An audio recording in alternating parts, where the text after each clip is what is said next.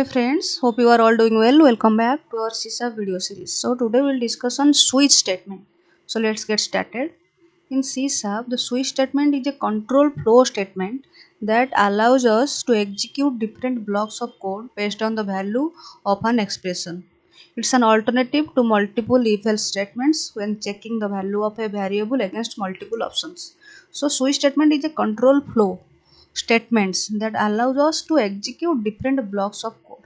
If you see, there is different blocks of code based on the value or expression, value of an expression. It's an alternative to multiple if else statement. So if else statement we have already discussed in our one of our past video. So before go for this switch statement, you can also check that if else statements. So it is an alternative to multiple if else statements when checking the value of a variable against multiple options. So it will be better if we discuss this example, then it will be more clear. See, here is the example and I have written the same in our Visual Studio. Let's open Visual Studio. This is our main method. Inside that there is a variable called day which is type integer, and here the value is 9. Instead of 9 I can put here as 2, 3, 4, anything. So let's run and check one by one or step by step how the debugger is going on.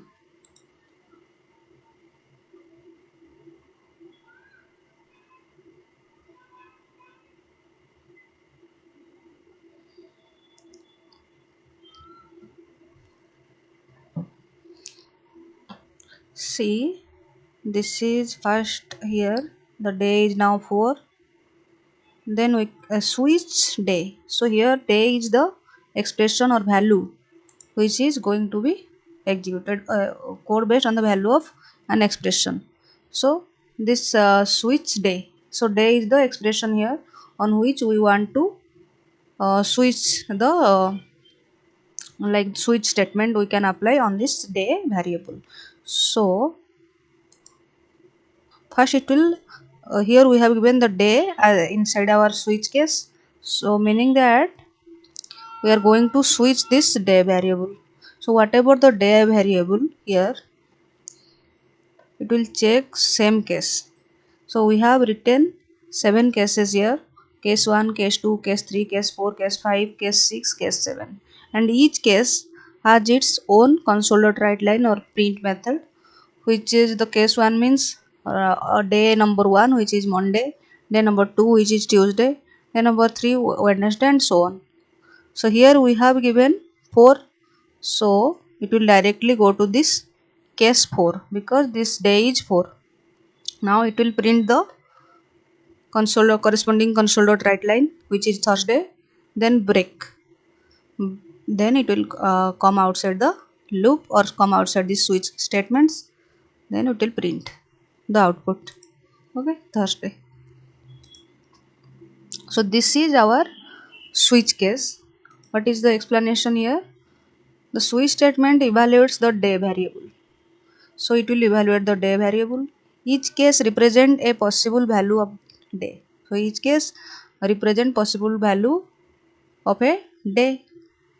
The break keyword ensures that the execution exits the switch after executing a case.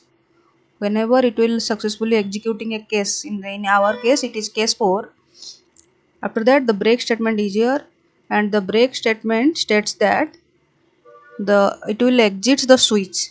It will come outside the switch case after executing a case.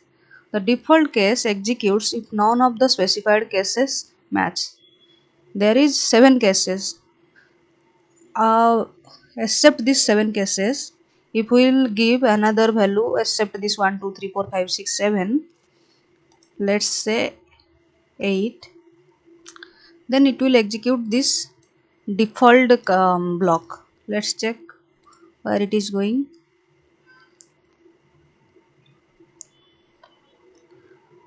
So there is no such match cases for this day variable or day value, so it will come outside from these cases and it will directly execute this default, and whatever the default value console.WriteLine invalid day.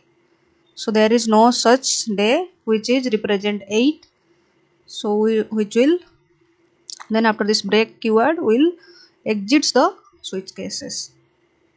It come outside this and it will print invalid day. So that is our default keyword and break keyword, and here the switch statement. All these three, all the things we have already discussed here. One is our important is the break and default here. Break means it will come outside the switch case or switch cases, and default whenever there is no match cases, then it will print this or it will execute this default block. That is all about our switch statement. I hope you found this session helpful and informative. Please check the description below for detailed notes. Thank you for watching, and please make sure to like, subscribe, comment for more C# tutorials. See you in the next video.